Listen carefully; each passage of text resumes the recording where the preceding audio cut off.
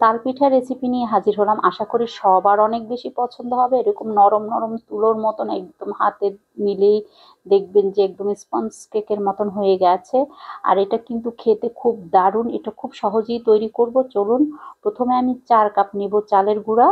মেজারমেন্টটা অবশ্যই মনে রাখবেন, কারণ আমি এখানে 4 কাপ চালের গুঁড়া নিয়েছি, শুকনা চালের গুঁড়া। আর এখানে 1.5 কাপ দিয়ে দিচ্ছি আমি ময়দা। কারণ আপনারা মেজারমেন্টের কাপটা বুঝলেই কিন্তু পিঠাটা একদম পারফেক্ট হবে। 1.5 কাপ দিয়ে দিলাম আমি চিনি। 1 কাপ দিয়ে দিচ্ছি গুঁড়া দুধ। গুঁড়া দুধটা অবশ্যই দিতে হবে, তাহলে অনেক মজা হবে। আর দিয়ে দিলাম লবণ। এখন সব শুকনো উপকরণগুলো আমি আগে একটু মিক্স করে তারপরে কিন্তু আপনাদের সাথে আমি কিভাবে স্টেপ বাই স্টেপ এটা তৈরি করেছি সেটাই দেখাবো। সবকিছু মিক্স করা হয়ে গেছে। এখানে আমি কিন্তু একটা তালের রস পুরোটাই দিয়ে দিলাম, যেহেতু আমার এখানে চালের পরিমাণটা বেশি, মানে কারণ আমি পুরোটাই দিয়ে দিলাম। আপনারা চাইলে কিন্তু 1 কাপ 1 কাপ করে নিয়ে তারপর আপনাদের পরিমাণ মতন ভালো করে নিতে পারেন। কিছুক্ষণ মিক্স করার পরে কিন্তু আমি 1 কাপ দিয়ে দিলাম পানি। 1 কাপ পুরো দিয়ে তারপরে এরকম একটা মিশ্রণ করে নিলাম। এই যে দেখেন একদম মানে ঘন করে এটা ঢেকে রাখবো আমি 3 ঘন্টার জন্য। 3 ঘন্টা পর আমি কিন্তু ফিরে আসলাম।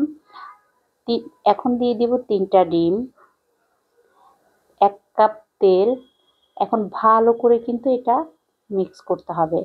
এদিকে খেয়াল রাখতে হবে যে এটা যত ভালো করে মিক্স করবেন তত তেল আর ডিমটা একদম মিক্স হয়ে যাবে। মিক্স করা হয়ে গেছে। এখন এখানে আমি দিয়ে দিলাম একটা নারকেল। আমি কিন্তু একটার পরিমাণটাই বলে দিচ্ছি। একটা নারকেল দিলে কি হবে, এই পিঠাটা খেতে অনেক বেশি ভালো লাগবে। তারপরে দিয়ে দিলাম 1/2 চা চামচ বেকিং সোডা আর 1/2 চা চামচ দিয়ে দিব বেকিং পাউডার। তো 1/2 চা চামচের চেয়ে একটু বেশি দিবেন বেকিং পাউডার। দিয়ে এখন ভালো করে মিক্স করে নেবেন।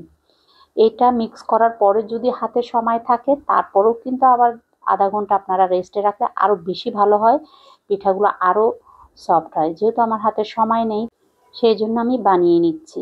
তবে এভাবে বানালেও কিন্তু অনেক বেশি ফুলকো হয়। আর এখন আমি কিছু নারকেল দিয়ে দিচ্ছি উপরে, এতে করে সুন্দরও লাগবে, খেতেও ভালো লাগবে। এই যে নারকেলগুলো দিয়ে একটু চেপে চেপে দিবেন, না হয় কিন্তু নারকেলগুলো আবার খুলে যাবে।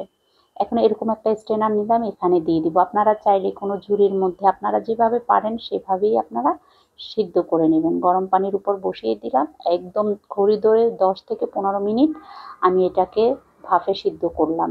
দেখেন পুরো সবগুলো ফেটে ফেটে গিয়েছে। এই পিঠাগুলা যখন একটু ঠান্ডা হয়ে আসবে তখনই কিন্তু খুলতে যাবেন। এটা কিন্তু অনেক গরম, আমি হাত দিয়ে ধরতে পারি না, তারপর আমি খুলে নিচ্ছি। যেহেতু আমার হাতে সময় একদম কম তাই আমি কিন্তু কাজগুলো করে নিচ্ছি। আর দেখেন কত সফট, একদম মানে কেকের মতনই হয়েছে মাশাল্লাহ।